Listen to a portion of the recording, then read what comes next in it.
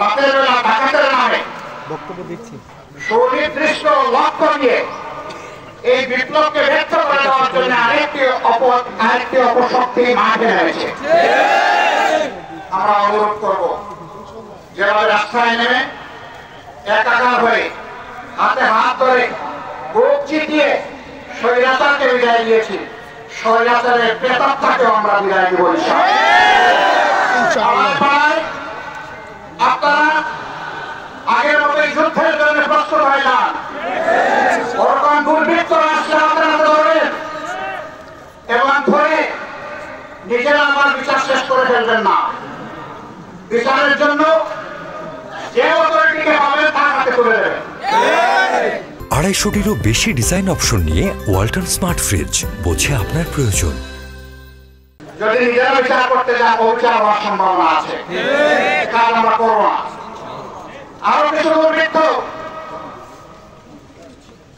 বাংলাদেশের বিভিন্ন ধর্মীয় সম্প্রদায় গোষ্ঠী মানুষের উপর আমরা শুনতে পাচ্ছি বিভিন্ন ধরনের অত্যাচার জুলুম করছে। যদি কেউ বিপ্লবকে ব্যক্ত করার জন্য নাটক করে থাকেন, তাহলে আমরা বলবো বিপ্লব নস্বাত করার জন্য যারা নাটক করেছে তাদের নাটক যেমন ব্যর্থ হয়েছে, আপনাদের নাটক তেমনি ব্যর্থ হবে। আমরা সেই নাটক সফল হতে দেব না। আমরা পরিষ্কার বলতে চাই, এই দেশের সংখ্যালঘু সংখ্যাগুরু আমরা মানি না।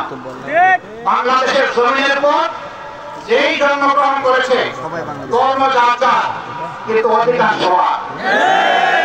আমার যে অধিকার অন্য যে কোনো ধর্মের একজন নাগরিকের অধিকার। সুতরাং এখানে জন্মগ্রহণকারী প্রত্যেকটি মানুষ বাংলাদেশের গর্বিত নাগরিক। সেই সমাজ নিশ্চিত করে এই বিপ্লবের লক্ষ্য। অতএব কোন জায়গায় যে কোনো স্তরে এই ধরনের কোন অপকর্মকে করে আপনারা ঘেরাও করে ধরে ফেলবেন, ওদেরকে সাথ দিবেন না এবং এদেরকে কিন্তু উপযুক্ত শিক্ষা দেওয়া যাবে। কারণ এরা এসেছে ভিন্ন মতলবে, এদেরকে ছাড়া যাবে না। কিন্তু এমন শিক্ষা দিবেন না যাতে সব শেষ হয়ে যায়। শিক্ষাটা নিয়ে সে যেন বেঁচে থাকতে পারে, সংশোধনের সুযোগ পায়, সেই রকম করে তাকে শিক্ষা দিতে হবে। আমি আইন হাতের তৈরি নিয়ে বলছিলাম, শিক্ষা বহুভাবে দেওয়া যায়। আমরা এমন শিক্ষা দেব যেটি হবে মানবিক, যেটি হবে ভদ্র, যেটি হবে শিক্ষণীয় এবং যেটাকে গোটা দুনিয়ার বিবেকবান সমাজ প্রশংসা করবে ইনশাআল্লাহ।